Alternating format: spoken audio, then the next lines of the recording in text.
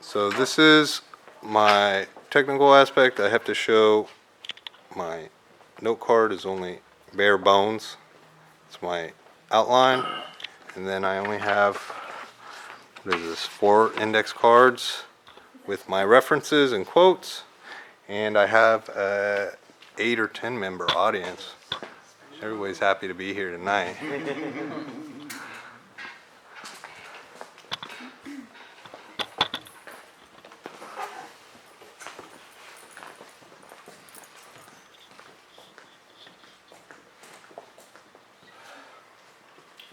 Good evening. Thank you everybody for coming.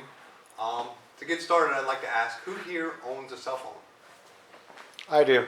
Looks like everybody Yeah. here does. Yeah. And I can tell by the look in some of your eyes that your cell phone's burning a hole in your pocket right now.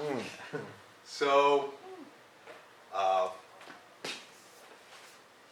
let's see. These are not in order. In a research poll done in 2013 by Aaron Smith for Pew Research Center, he found that 91% of American adult population owns some kind of cell phone. He said that 56% own smartphones, 35% own some other kind of cell phone, and 9% do not own a cell phone at all.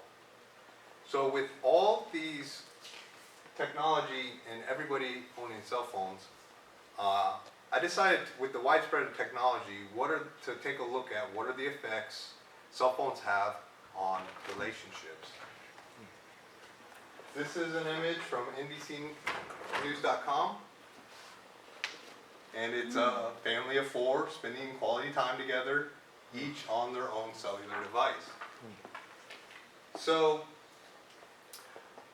I did some research on what are the effects of cell phones and relationships, and I took a look at what are the positive effects that cell phones have on relationships, what are the negative impacts that cell phones have, and techniques to improve relationships with the use of cell phones. And at the end of this, I'm going to take some time, about 2 or 3 minutes for questions and answers. So while I'm sharing, if you think of a question or two. So to begin with, I looked at the positive effects and in romantic relationships. So how many of you have ever received one of these? All right. In a descriptive study of the media used in individuals in romantic relationships, Sarah Coyne said the most common reason by far was to express affection. Our analysis with texting for using the media in this context was specifically related to the positive forms of communication, showing that the media can act as a positive force in many relationships. So a simple text, thinking of you, or can't wait to see you, something short and sweet, or even a kissy face. But next, also a positive effect is on the parent-child relationship. This doesn't have to be an adolescent child at home. It could be an adult child with elderly parents, maybe if they're elderly and sick, or you can contact aunts and uncles, something that's simple and easy, as well as if there's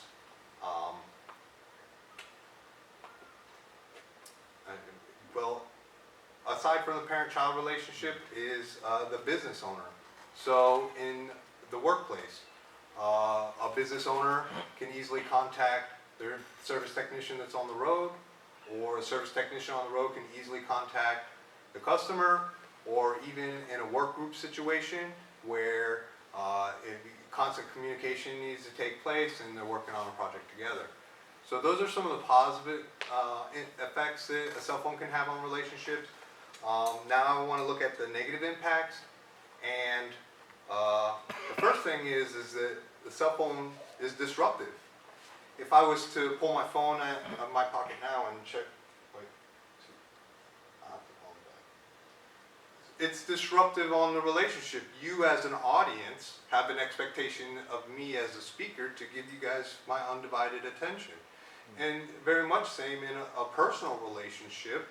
If you're in with someone, they have a reasonable expectation that they have your undivided attention. So it's disruptive. And another aspect or negative is there's a potential for dishonesty. with texting, social media. There's no facial cues, body language, tone of voice.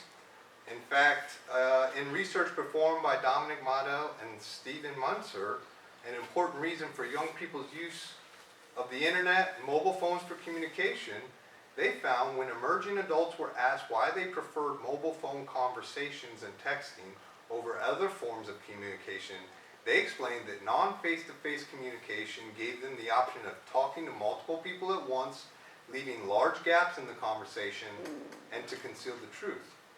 And that's a big thing with social media or profile pages, is you basically put what you think people want to see, or in a text message you can be very dishonest. Or I find that even the simple "how's it going" is ingenuine, because I could just say fine. So, and then the antisocial or addictive behavior that comes with cell phones. So, what do you guys think of this image? When I see this in a restaurant, I think, that's sad. And then the very next thing is, I need to check my cell phone. But this is a serious issue. In fact, researchers have said that more work needs to be done on the area of addiction related to cell phone and internet use.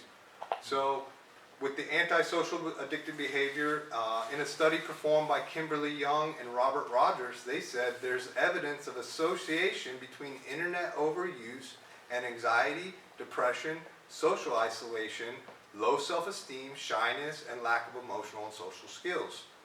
And that was quoted by Christine Gennaro in her study of problematic internet and cell phone use.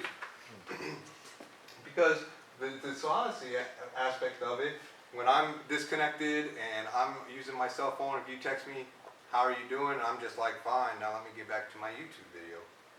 So these are the positive and negative and aspects of cell phones. Now I want to look at techniques that can be implemented to improve cell phone use to enhance our relationships. So the first one is prioritizing your significant other over the cell phone.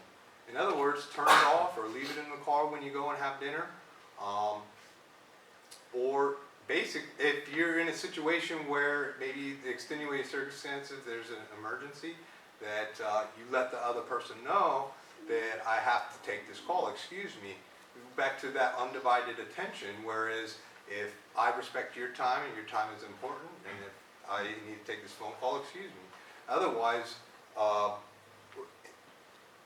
the other thing is to put it away or monitor your time. So take an inventory of what you're doing with your cell phone. And when you actually start to monitor how much you use your cell phone, and you actually decide to leave it in a car, then you become aware of how much you actually rely upon it. So monitor your time, use it for send more huggy bear kissy faces, and less "how are you doings." If you're genuinely concerned with how somebody's doing, instead of sending a text message, pick up the phone and call and ask, "How are you doing?" Or if you want to just let them know you're thinking of them, send a text, say, "I was thinking of you." So, in conclusion, because of cell phones, you never have to stop and use a payphone again to say that I'm running late. Or you don't never have to wait until you get home to call your friends.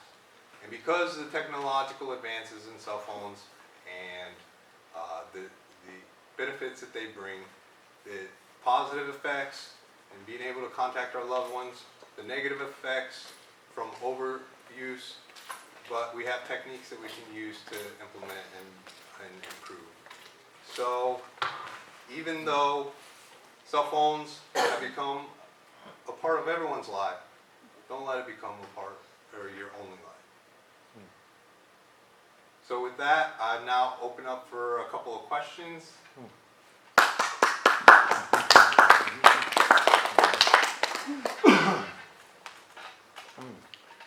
What technique have you personally used that's helped you? So that's a good question. So you want to know what have I used to implement? One thing that I do is I like to make sure that I turn my phone off before I go to bed, and that when I wake up in the morning, it's not the first thing that I check as far as social media or, actually, I don't use the apps for social media, so I don't get notifications. That's a big one. If you're always getting notifications and you're always checking that. Thank you. Anyone else? One more? In your opinion, do you think social media has ultimately hurt or help the social environment? That's a good question. So you want to know if my opinion on whether or not social media is hurting the social environment or if it benefits. I did not do any research on that, and I don't have an answer to that. In my opinion, that there is a benefit there in moderation, much like anything else. So if that's all the time we have for questions, God bless you and God bless America.